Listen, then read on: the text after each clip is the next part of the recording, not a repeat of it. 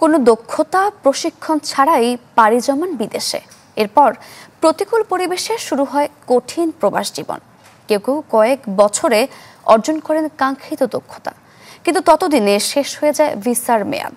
মালয়েশিয়ায় বিভিন্ন হোটেল রেস্তোরাঁয় কাজ করছেন লাখো বাংলাদেশি। তারা বলছেন, অপার সম্ভাবনা থাকলেও সুযোগ কাজে লাগাতে পারছে না বাংলাদেশ। মালয়েশিয়া থেকে ফিরে সম্রাট হোসেনের ধারাবাহিক প্রতিবেদনের দ্বিতীয়টি আজ। ছবি তুলেছেন সুমন আহমেদ।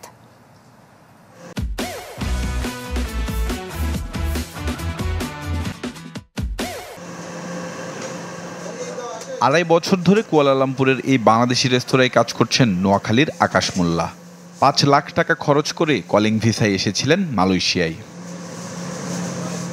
বেতন ভাতা কিংবা অন্যান্য সুযোগ সুবিধা নিয়ে কোনো অভিযোগ নেই তার। যারা কোম্পানির মাধ্যমে আসে, কোম্পানির আন্ডারে কাজ করে, তাদের হয়রানি হয়তো হয় না, পুলিশের ঝামেলা করতে হয় না।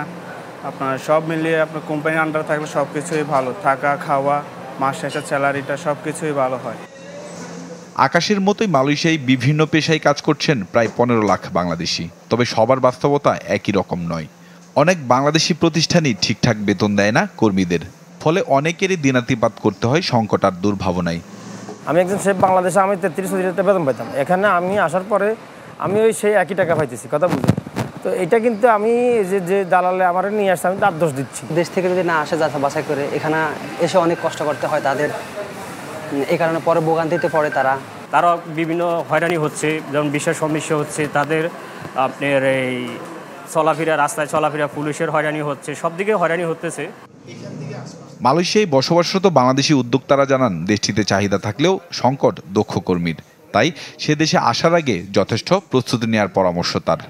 যারাই মালয়েশিয়াতে আসতে চাচ্ছে, অন্তত আমাদের বাংলা ভাষার পাশাপাশি তারা যেন অন্তত ইংলিশটা ভালোভাবে একটু নলেজ নিয়ে পড়াশোনা করে বা বলার চেষ্টা করে, শেখার চেষ্টা করে। তাহলে সেখানে আসলে একটা অপরচুনিটি, যেহেতু এখানে কুয়ালালামপুরে হচ্ছে যে হসপিটালিটি অ্যান্ড হোটেলস এবং রেস্টুরেন্টস, বিভিন্ন ধরনের রেস্টুরেন্ট কোয়ালিটিস, যেখানে সেখানে ওরা কাজ করতে পারবে। তবে মালয়েশিয়ায় প্রবাসীদের এই দুর্দশার জন্য রাষ্ট্রকেই দায়ী করলেন এই অভিবাসন বিশেষজ্ঞ।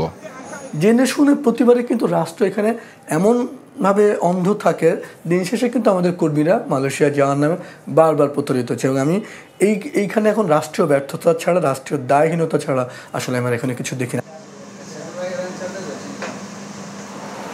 মালয়েশিয়ায় এইসব রেস্টুরেন্টে কাজ করছেন হাজারো বাংলাদেশি, যারা দেশ থেকে কোনো ধরনের প্রশিক্ষণ ছাড়াই এখানে এসেছেন। তবে তারা বলছেন, দেশ থেকে প্রশিক্ষণ নিয়ে এইসব রেস্টুরেন্টে কাজ করতে গেলে তাদের আরও সুযোগ রয়েছে।